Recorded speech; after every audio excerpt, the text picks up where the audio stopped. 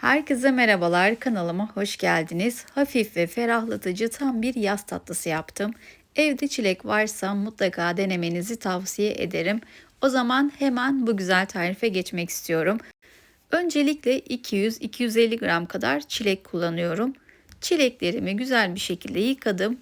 Minik minik küpler halinde doğruyorum.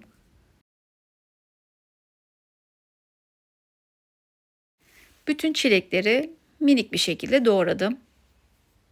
Direkt buradan tencereye aktarabilirsiniz. Ben önce tabağa aktardım, daha sonra tencereye. Yani tabak kirletmeden direkt tencereye aktarabilirsiniz. Doğradığım çilekleri şimdi bir tencereye aktarıyorum pişirmek için.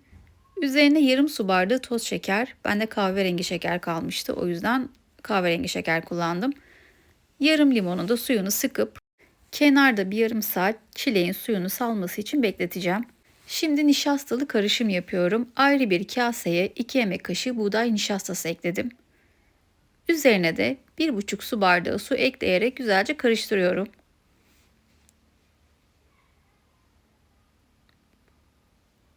Şimdi tenceredeki çileklerin üzerine bu karışımı ekleyerek kısık ateşte devamlı karıştırarak muhallebi kıvamına gelene kadar güzelce pişiriyorum. Şu anda muhallebi kıvamına geldi. Altını kapatıyorum. Bunu ufak bir borcama aktarıyorum. İsterseniz kaselerde de servisini yapabilirsiniz.